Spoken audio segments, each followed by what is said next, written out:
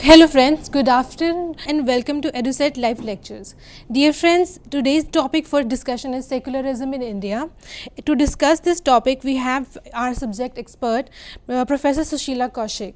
Dr. Kaushik here is a retired professor from Department of Political Science, University of Delhi. I welcome Dr. Kaushik and to our studios and request her to begin her lecture.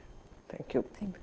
Thank you, Amrit. Today we will move on to take up some of the important issues which really seem to be currently bothering a lot of us in this country as well as elsewhere.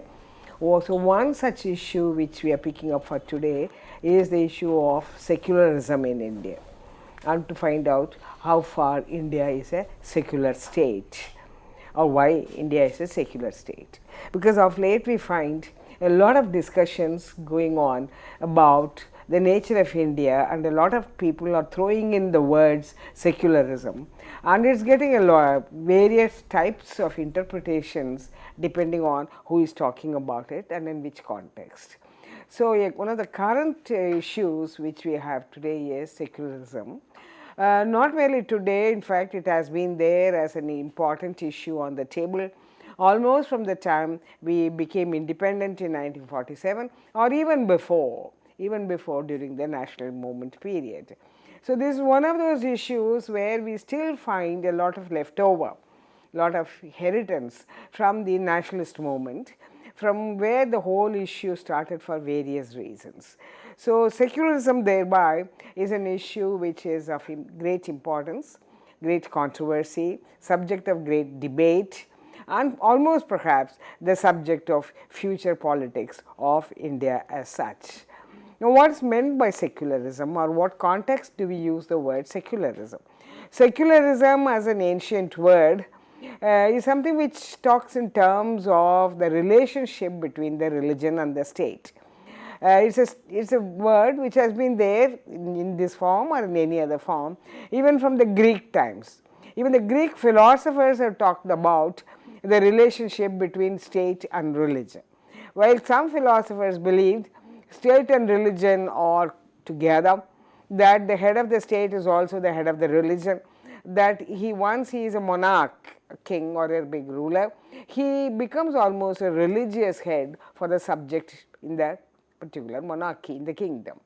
But there are others who argued even during Greek times that this cannot be right. It is really something like a pair of scissors. You do have two blades, one blade is religion, the other blade is the state. They are different, but at a particular point maybe they are joined together, but basically they are different. For instance, we found this a lot in the early Christian religious leadership, saying they refuse to accept the state as its boss, but believe God of course is there. So, the result is the religious heads questioned the sovereignty of the state over the religion. They considered the God and religion to be above the state, above politics. So, this is where the debate really started, namely religion is different, state is different. The ruler is the ruler of the state and the people are his subjects, while the religious heads are the representative of gods, and they do not really come under the ruler as such. So, this made it into two different authorities, but this also led to a lot of clashes historically, but finally there is a sort of a distinction which has been arrived at, not in those religious terms, but in terms of modern political technology, political idioms, that the state and the religion are two different entities in any state, any modern national state, and the two have a certain specific relationship which differs in various countries of the modern world as such, the contemporary world as such. So, secularism really is a word which comes to define the relationship between the religion and the state in any modern country. So, we have a historical debate about it, it has gone on, but many of the countries which have become independent or new states in the past 2 to 3 centuries or even more have adopted this distinction very clearly. Even in Britain, which is the mother of all democracies, also one of the first important democracy in the world, there is a king or a queen, but the king or the queen really accept the authority of the church, and so you find the church really coming and coronating the king or the queen, and on very, very special occasions they do go into the Archbishop of Canterbury to do many of these even political functions. But otherwise then the state and religion are kept apart. The religion looks after, the religious head looks after their own affairs, and the queen or the king really are at the head of the political affairs. That is how the democracy also has been preserved in Britain. Most of the countries which came after Britain do believe in that distinction. So, whether it is United States or India or any other country, we think in terms of the religion is usually kept little away from the political affairs of the state as such. In the case of modern states like United States, India, we do not even involve the religious head at the time of inauguration of the president or any other such events. They are, if they want to, they can take an oath of office on the basis of a Bible or a Gita in India, but otherwise religion does not get into our political relation, our political dispensation. So, this is where we have, but however recently of late we do find in the past 50 to 60 years some states have denominated themselves on the basis of certain religions. There are a few states which have emerged in this country which are happy to call themselves as belonging to some religion or other, and the state itself then becomes a religious state. So, we call them as religion-denominated states.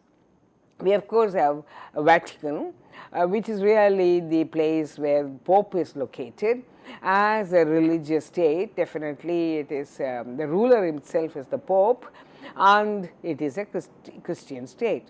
Apart from that, we have a lot of states which call themselves as Muslim states or Islamic states. Quite a few states in West Asia are specifically calling themselves as Islamic state. In South Asia, for instance, both Pakistan and Bangladesh are calling themselves as Islamic state. We also have Indonesia, which has denominated itself as an Islamic state. So, there are a few states which have chosen to call themselves as being related to one major religion and denominating themselves as by that religion. But a majority of states in the world do not have any such title. They only go by the political titles like Sovereign Democratic Republic or People's Democracy or Democratic Republic, all really political idioms, not bringing in any religion into that particular position. Even if the majority of the people in those countries belong to a specific religion as such, they still keep religion away from politics as such. So, most of these states, that means imply that they are neutral states, that they are not anti-religion, but they are neutral to religion, and they carry on their work in a political way, and that is how they are democratic about it. Even many states which are ruled by military rulers every now and then do not take any religious title, but call themselves as some sort of a neutral words or description as such. So, this is where the secularism becomes a very major issue, because those states where you have a majority religion and call themselves as a religious denominated state, well, of course, secularism becomes a local force, local philosophy or an ideology, but nothing to do with the politics, nothing to do with the political leadership as such. They have taken it for granted that wherever there is a religion and politics combination, their religion definitely will become very important. So, you find the state coming in protecting a lot of religious rituals and worships and other things. In the case of countries where they call themselves as neutral, then arises a lot of questions and debates in day-to-day affairs as such. So, that is where then we want to know what is secularism in these countries. Even those countries which have denominated themselves on the basis of one religion, the one is the state and their political description, the other is the people and their social relationship, socio-political relationship. So, even when they have themselves as a denominated to one state religion, one expects the state to be secular, one expects the state to be pluralistic, because the issue of secularism really comes quite importantly when you have a state having more than one religion as its combination. Most of the countries in the world now, especially under tremendous amount of immigration, migration and people moving in temporarily or otherwise for the sake of job or anything else, you find most of the states in the world now is a combination of people from belonging to various religions. Maybe in a small way, maybe in a big way. But so the state itself is expected to be protecting all its citizens as well as non-citizens, people who come in as even migrants for a short while. The state is expected to protect them, their liberty and their lives. With the result, very many times one has this experience coming up, namely, even if you are a religion-denominated state and adopt a lot of religious rules according to that religion, like many of these Islamic states do not allow the citizens to smoke or to drink as such, and follow the various festivals as such, even adopt Friday as the day off in the week, and expect the people to follow whatever normally Islam prescribes or prohibits in everyday life of a Muslim citizen. So, it is the same thing others are also expected to follow if they are going to be in those states. But apart from this, in the daily behavior, one is still trying to adopt a secular posture, because now no state has only one religion. Every state has people coming from various religions living inside their country.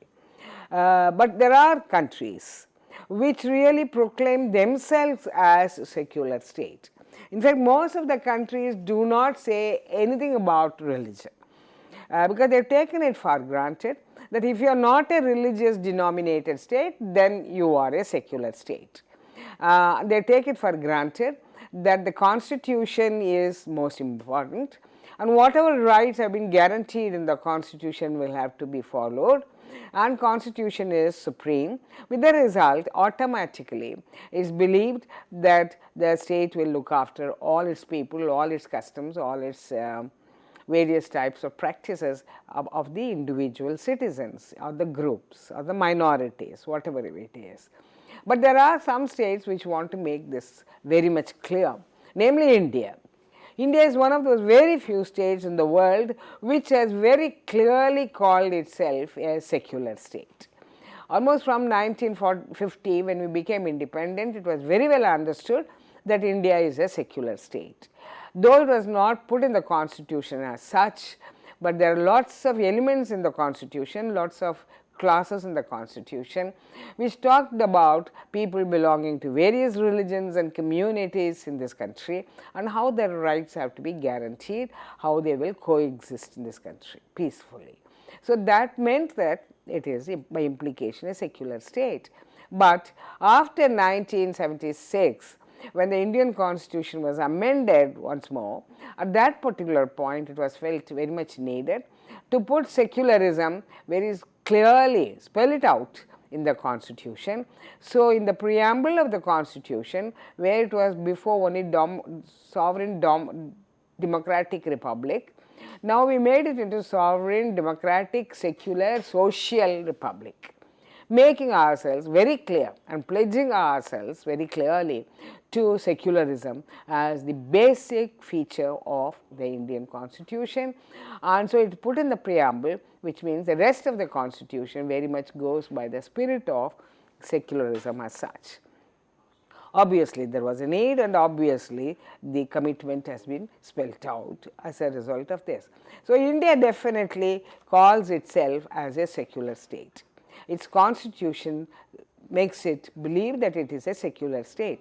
So that any political party which may come to power in India, even if it is a religion-denominated party, or even if it believes strongly in a particular religion, even if it is a party of the majority religion, even if it has any planks in it which somewhere smells of a religiosity, it has to abide by the secular instincts.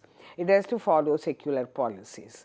It has to protect the other religions, whoever it is, minority or majority. It also publicly cannot confess its religious preferences. Its actions, its policies, its administrative measures cannot really smack off any particular religion. So, the India as a secular state has pronounced itself that all its political parties and rulers and legislature and other instruments of the constitution will pledge itself to secularism, and once you are in power or once you are in politics, once you are contesting the elections or participating in any democratic institutions and political practices of this country, you cannot really have one particular religion as a dominant one and other religions as being subordinated ones. It has to be treating all of them equally. So, this is where the implications of India calling itself as a secular state. So, not merely the present, but even in the future, secularism is guaranteed by the constitution and needs to be followed by the legislature when it makes policies, or the executive when it implements them, or by the judiciary when it has to deal with various cases as such. There are a lot of occasions in Indian past or Indian present when these values have come in conflict with some of these actual practices.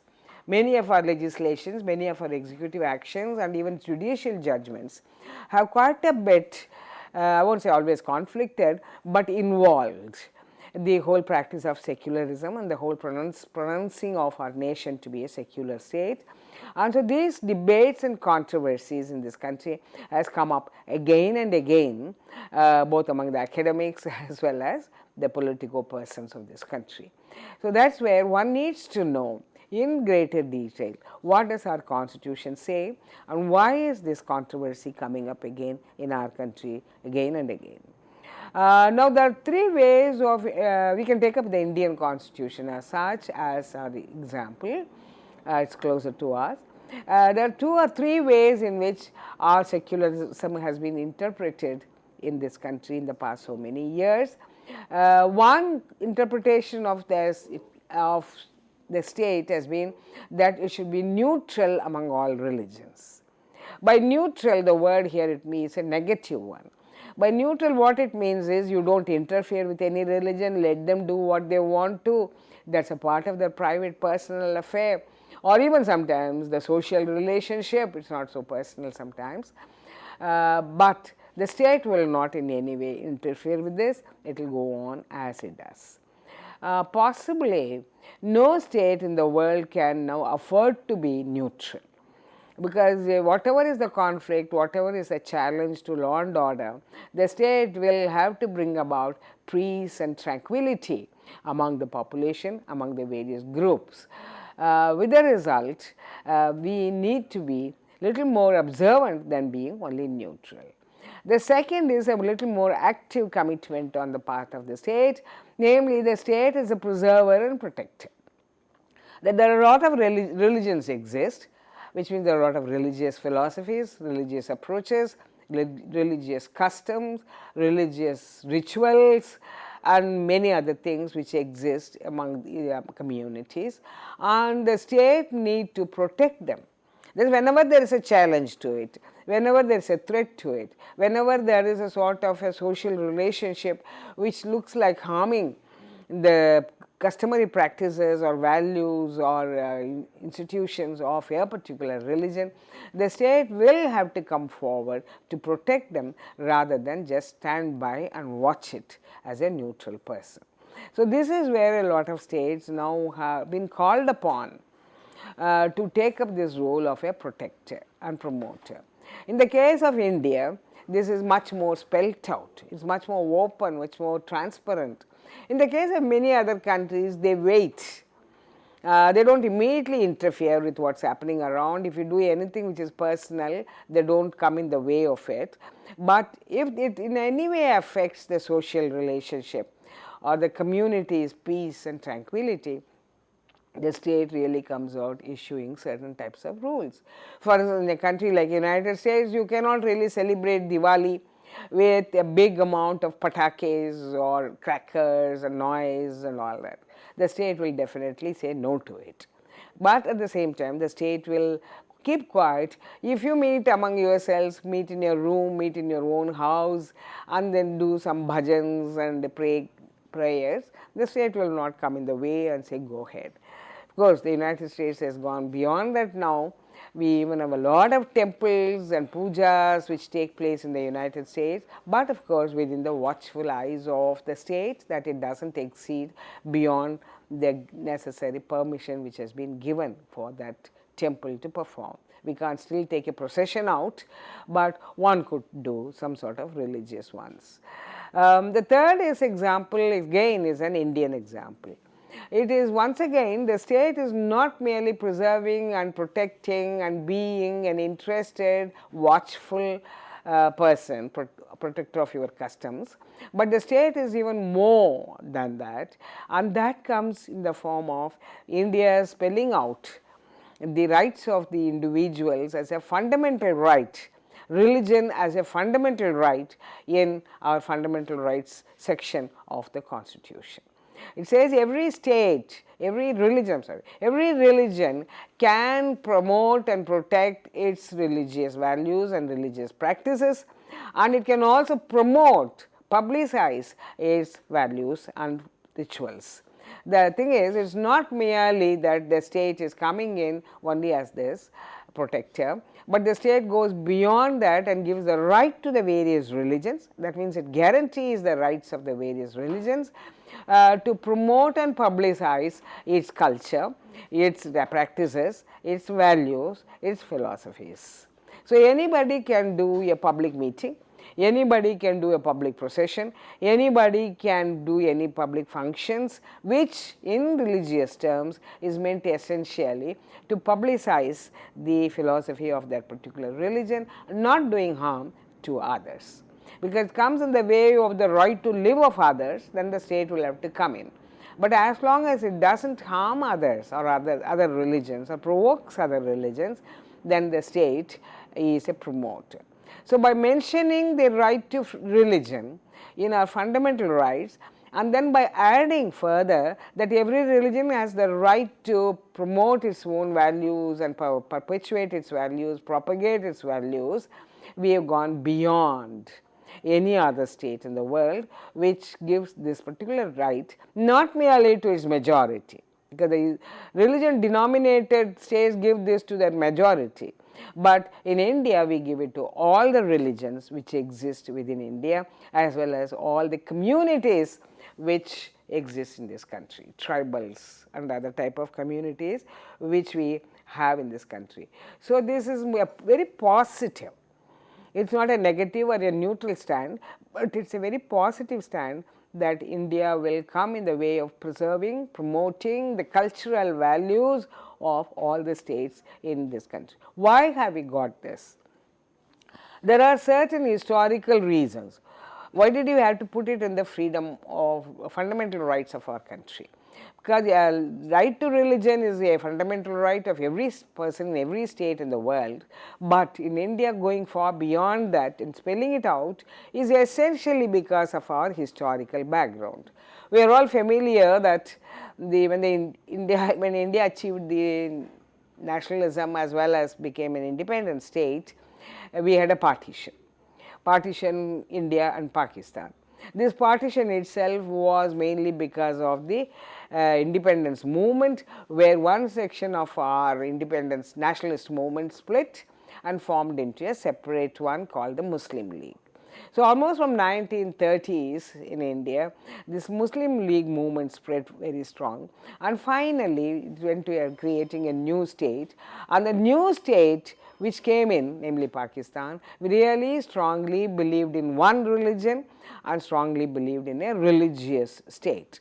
Whereas India wanted to always propagate that, even the nationalist movement propagated, that it does not believe in any religion dominated state, that India is a composite culture, that there are many religions which live in India and will continue to be real in India. So, it's the theory of one state, one religion is something which India did not believe in at all. So, with the result, India continued to have all the various religions, and so kept away from calling itself as a religious denominated state, though there were some streams in the nationalist movement which would have liked to have as a majority state as such. So, the freedom struggle and the birth of Muslim League led to a lot of animosity in certain sections of our society, which finally led to the partition and the creation of Pakistan. This creation of Pakistan was not to the will of many people, not merely leaders, but even among the people. So, many people wanted to stress and pledge, commit themselves to what we call a cosmopolitan, composite, pluralistic state, because the society continued to be pluralistic, and every Muslim did not go to partition. Majority of Muslims chose to stay back in India. So, with the result, they have to be accommodated in India. So, we cannot afford to have any religion, we only have to have a pluralistic state in this country. So, to commit and pledge and guarantee such a pluralistic society, we had to adopt what you call a secular state. So, the secular state became very important to us at that particular point.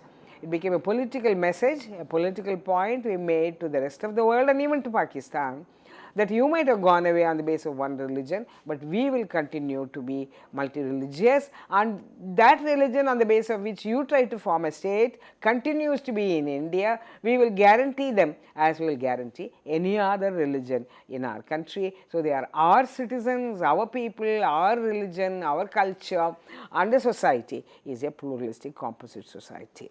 So, this was very, very essential, very much needed during those times when we had a lot of violence, lot of agony among the minorities, and lot of insecurity among the people who particularly were subjected to a lot of persecution at that particular point. So, with the result, to give them a security and to make them feel guaranteed about their safety and freedom and rights in this country, India had to pronounce itself as a secular state, and India had to put it into the constitution to guarantee them.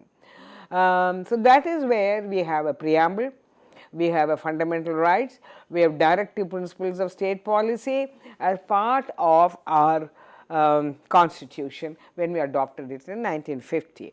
At the same time, of course, when we are formulating our constitution, there were a lot of debates. There are people who finally accepted that India is a secular state, but they still wanted to preserve some of the basic features which they felt was a part of their religion, particularly the majority religion, particularly some of those among the Hindu members of the Constituent Assembly who believed strongly in Hindu values. They thought there are certain institutions which we must spell out because they will endanger their philosophy or their values or their rituals. One such thing which came out was this uniform civil code. Because one of the most important aspects of religion, not merely worship and our rights and others, was their spelling out on certain social issues like marriage, property rights, nature of marriage, nature of the position of women, women's rights, widow remarriage, divorce. Many of these institutions are really social institutions, though concerning women, of course also concerning men, and the religion has been prescribing the various tenets about these institutions. They have never been dealt with in India as a civic institutions, but always dealt with as where what the religion has prescribed.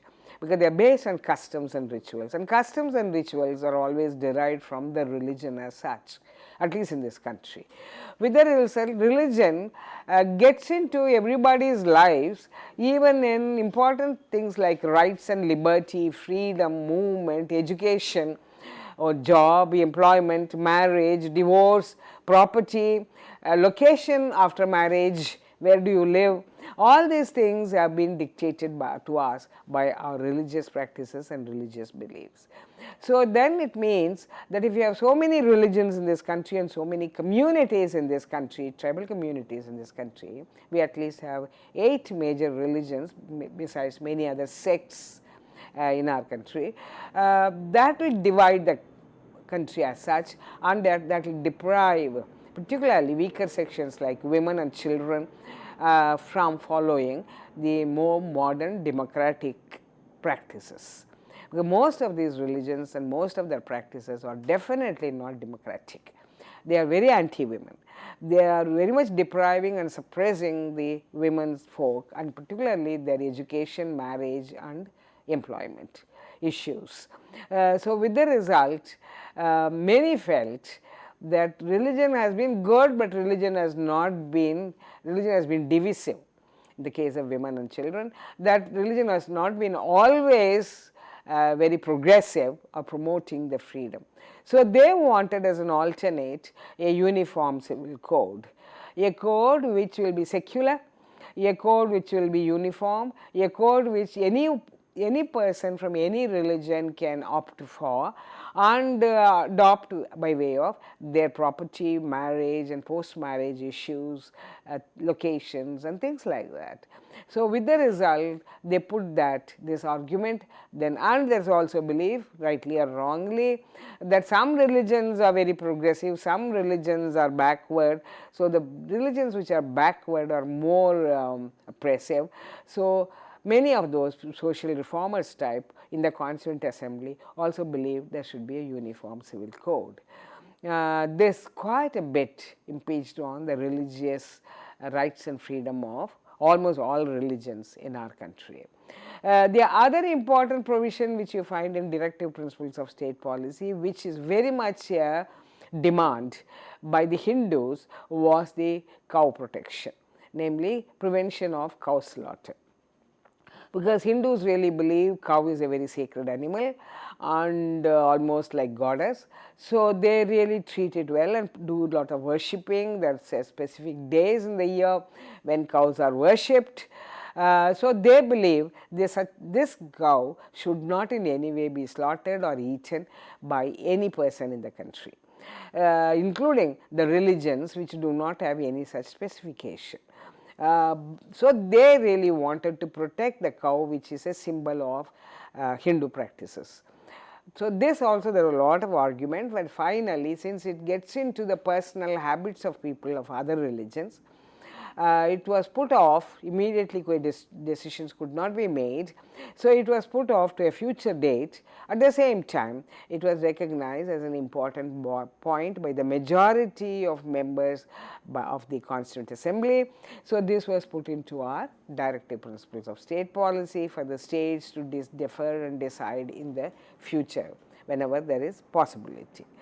But when you see this, the directive principles and fundamental rights, not merely in this context, but many other contexts also it has happened, there is apparent conflict, contradiction between the two.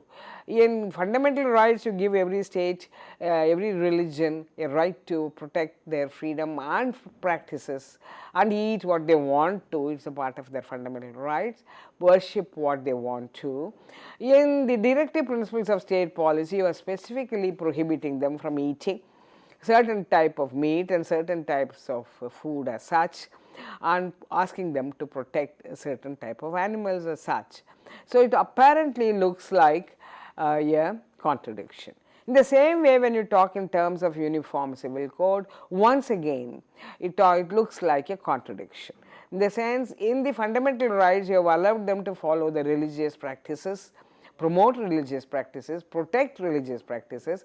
Then you enter by saying when it comes to marriage or post-marriage location or private property or sharing of the property or inheritance laws, many of these issues, then you find religion really dividing the people and you asking for a uniform civil code. So, this uniform civil code idea really will go against the fundamental rights of religious freedom. So, we over a period of time have been having enormous amount of debates on this.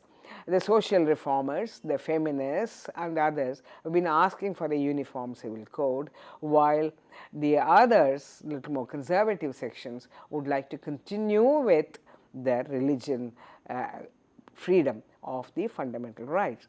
Also, as per the understanding, the fundamental rights are more important than and superior to the directive principles of state policy, because the fundamental rights are guaranteed by the constitution and guaranteed by the through the instrument of judiciary, whereas directive principles are not justiciable, which means they cannot be taken to the court. You can't go to the court and say why is it uniform civil code has not been implemented, or ask the court for an injunction on this, because that is not supposed to be justiciable.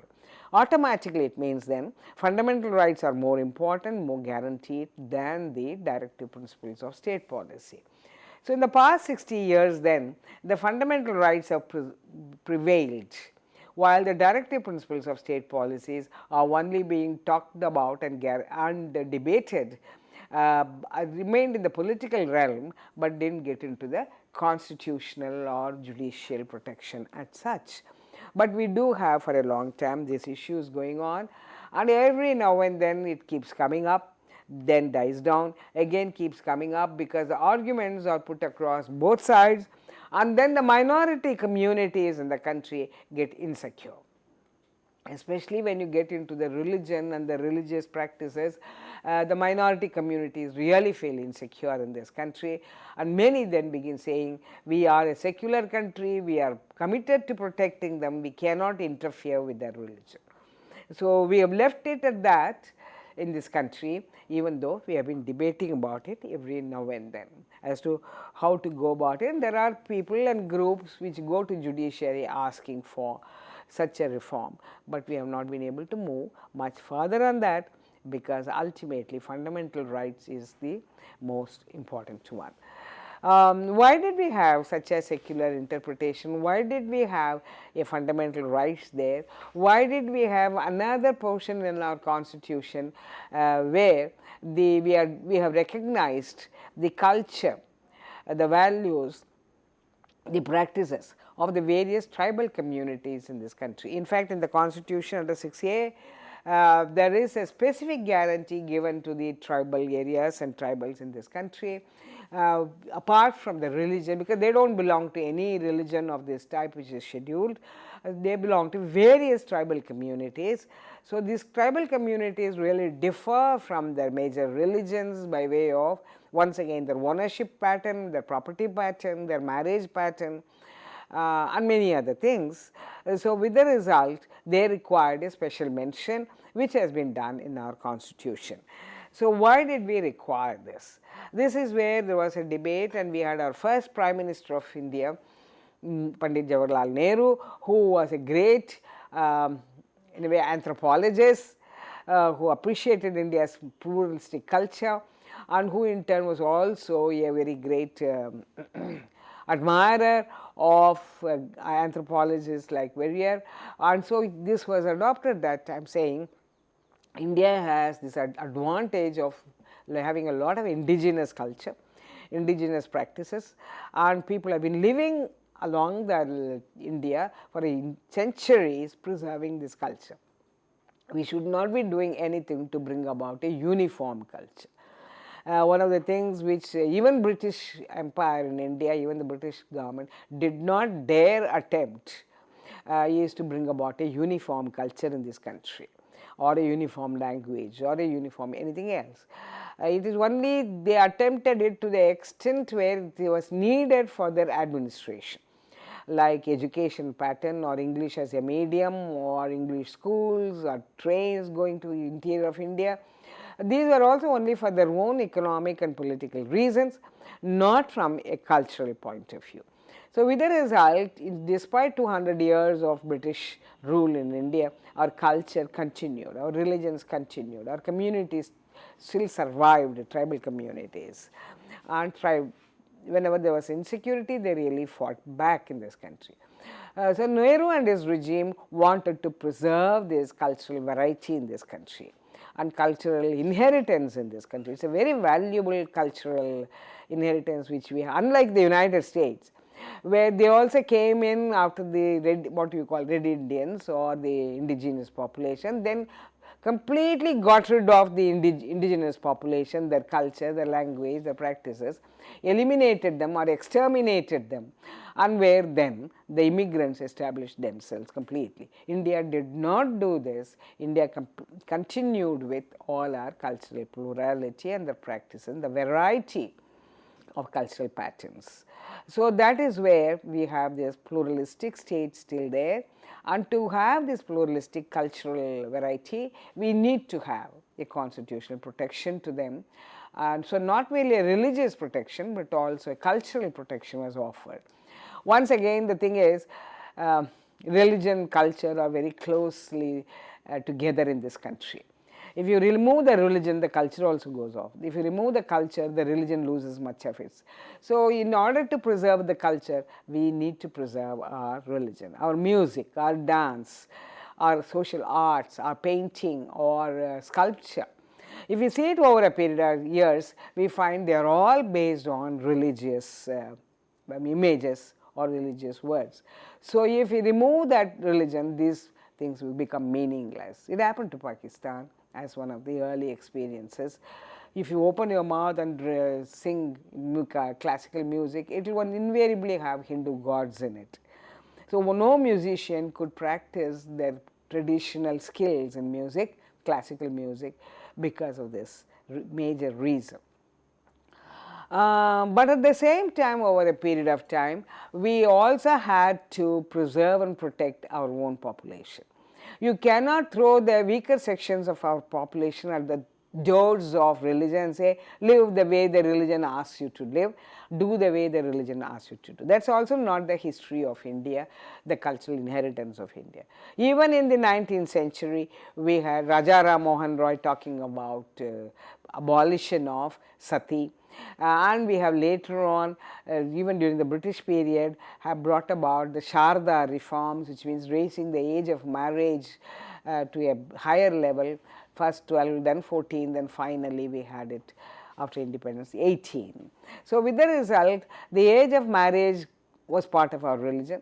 Sati was part of our religion, but we had to abolish them or we had to modify them, mainly because that was suppressing the women completely and depriving them of any rights of living or practicing or living as a proper human being as such, or even living as a human being. So, this is where we had to come out with a lot of social reforms even during the national movement. With the help of the British rulers, some of them could be brought about, but after becoming independent, we arrived at it in a big way. Nehru was once again the person who heralded these changes. So, we tried to bring about a uniform civil code, we tried to bring about changes, reforms for the women in all religion. When it did not work out, we had to bring it about in a partitioned form only for Hindu women. So, the Hindu Social Reforms Act came about in the 1950s, 50 to 54. We had brought about a lot of changes in our legal books, reforms concerning dowry, concerning widow remarriage, concerning divorce, property for women. All these were brought about in what we call Hindu Reforms Acts. It could not be one act, because some of the conservative sections in our country considered it as too revolutionary. So, it had to be brought in pieces, but it became together 4 or 5 acts that finally gave the Hindu women at least the proper right to properly live.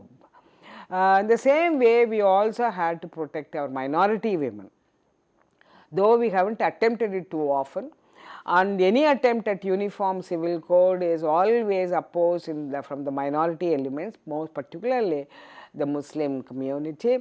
Nowadays, even sometimes other communities, but Muslim communities definitely against bringing any uniform civil code because it goes against their religion. But then there are women in Muslim religion who also get suppressed because of this. Their practices, particularly of talaq, their practices 3-time talaq as we call, their practices of allowing the men to have 4 wives under certain conditions, and the practices in many other ways of depriving them of right to property, education, employment, the whole parda system, things like this are very, very oppressive to women. So, with the result, every now and then we talk about it. We had one particular issue came up, the Shah Banu case, where Shah Banu asked for a maintenance which is usually not allowed in the religion. They only have meher at the time of marriage, a certain amount is fixed. So, if there is a divorce, that amount is given, but usually it is a very meager small amount. Many people do not even claim it, but Shah Banu chose to claim maintenance rather than meher amount because husband was a good practicing doctor. So, that case became very important, but finally it could not lead us to a uniform civil code, could not lead us to real Muslim reform, women's reform, but it just helped us to form an act which is called Muslim Women's Rights Act of 1986, which once again made the women subordinated to men, but it at least was the first act we could make going into a religion for the sake of its women. So, we have these various issues coming up. We all understand religion is extremely patriarchal. Any religion is patriarchal, any religion is restrictive, any religion is stopping us from adopting very modern ways. In the olden days, this was very, very strict. The contemporary times, of course, religion has relaxed. People have relaxed, people have understood between modernity and religion, we have to sometimes choose modernity. Going abroad used to be prohibited by religion. When you come back, when Gandhi and somebody else came back, they had to go through a havan in order to get rid of them. They might have done something abroad which is against the religion. So, you have those prayashchit as they call, but not anymore. We do not have all this. So, that way our religions have also adjusted a little more to modernity, modern values, but still we are conservative very often in our hearts. So, this is where you have a lot of movements which have come up in this country and a lot of literature which has come up in this country talking about not merely the relationship of religion with its people, how far the religion needs to be reformed, because ultimately religions can change only with 2 types of influences. One, of course, the modernity, modernization, the type of modern exigencies, opportunities which we have to use, and so sometimes we dilute our religious beliefs in order to avail these opportunities. The other way it can come about is reforms from within. How many religions are ready to reform from itself within? So, social reformers, not merely among the Hindus, but even among the Muslims, among the Christians, are all coming up in various parts of India, and the legal challenges have come up in various parts of India. Sometimes judiciary has stood by, and the dowry and others in the minority religions have been questioned, and even judgments have come in favor of it, the women, and very often the reformist movements are coming up within the religion, particularly among the Muslims and Hindus, and they have helped in diluting the religious practices in favor of the suppressed sections, especially the women as such. But we still have a lot of challenges before women. We still have a lot of limitations of bringing it about. We still have our doubts, because when you bring a uniform civil code in this country, the biggest question before us, dilemma before us is, are we throwing away the baby with the bathwater? Namely, there may be some good things in those religious practices. We are also getting rid of those good things when we think in terms of throwing away the religious practices and bringing a uniform civil code. For instance, the Islamic religion, Muslims have in their various customs a lot of ideas which are very good by way of reformist within the religion itself. Don't we want that? The divorce, remarriage is extremely easily allowed in among Muslims, not so much among the Hindus. Even now, marriages become difficult if it's a remarriage or a widow remarriage, or even a divorce. He finds it still difficult in our social circumstances. We have to either go to a new institution or law of the country, and not the religion as such. Conservative Sanatan religion, we still can't reach there at all. So there may be some good points in other religions which we should not throw it away, but instead try to see how we can adopt them. This is a very big debate and very big dilemma the women's movement has, feminist movements have in this country. Many attempt to redraft a uniform civil code by taking in all these plus points of other religions, and most of the time when we talk in terms of uniform civil code, we are really talking in terms of the Christian laws. Whatever the Western countries are adopting or Christian laws are there, we believe that's the best. May not be. Maybe there are some portions in our own religions which also are worthy of copying. If so, how to preserve them, even while you have a uniform civil code which enables these women. Do we have one uniform civil code compulsorily for all, or do you have an optional civil code, optional common civil code, so that if somebody wants to give up the religion but take this code, then can we do it? Is it legally possible to do it? Is it possible to do it socially? This is the most important one, because no one really ultimately wants to be ostracized or boycotted by your own religion. Religion is a strong affinity every one of us have at the time of birth or death or in between when we are living as such. So these are a lot of challenges which we have, which challenges begin to be challenged before the state.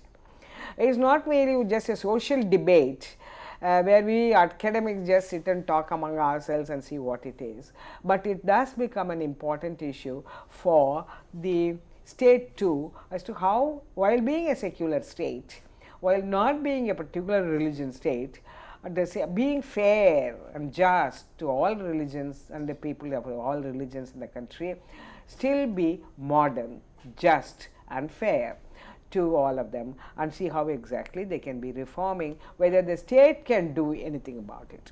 Because the state doesn't do, then even judiciary finds itself a difficult position. There are a lot of stuff which is still being opposed. For instance, recently we had a judgment about the Gay and the Lesbian Act. Article 377 came up.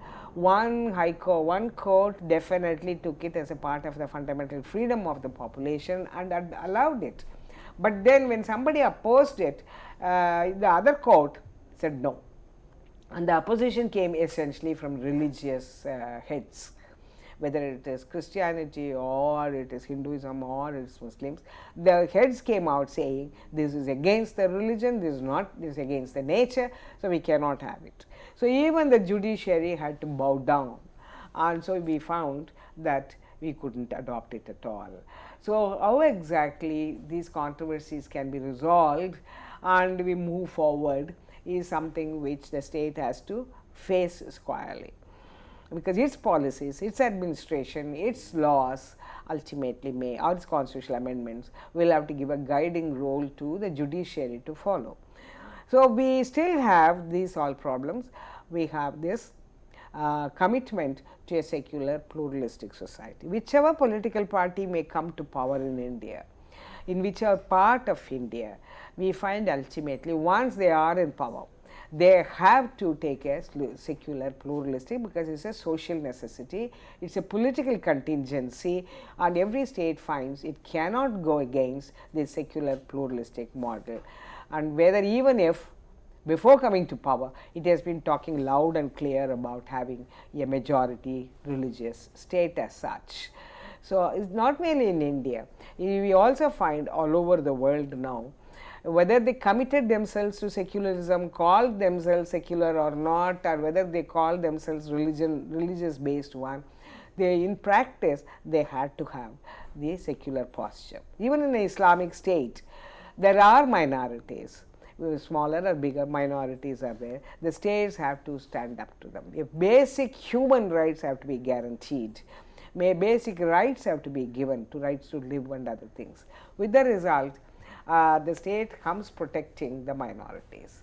You also have the United Nations commitment to minority. After the Second World War, after Hitler rode roughshod on the minorities, the United Nations has also adopted the minority right clauses. So, every state will have to protect the minorities. When you protect the minorities, you do become a pluralistic and secular state. You cannot enforce your religious thing too far. Though occasionally we do hear of some of the autocratic states really punishing persons from other religions because they didn't follow your religion, your stated religion, state religion. There are protests against this. So, they also sooner or later understand this is not a done thing. So, in a way, secularism, pluralism, cosmopolitanism, composite state, these are values which have become very assertive in the present day world. So, religion has to heed to it, and religions are also moderating themselves and modernizing themselves. We have to push that forward so that sections like women and children really are protected from the religion. Religion themselves are protection, but we protect these sections from the religion. The liberals have to be protected from the religion. The liberal elements, like in our country, recently we know this bad incident of 3 religious reformers having been killed by moral majority people, especially in Karnataka and Maharashtra. These people also need to be protected. So, the state will have to assert itself against the religious, conservative, moral majority type, whether it is here or whether it is the United States like Ku Klux Klan and other groups, again, so that the people's right to free speech, the social reformers' right to free movement, free advocacy of liberal values is protected by the state.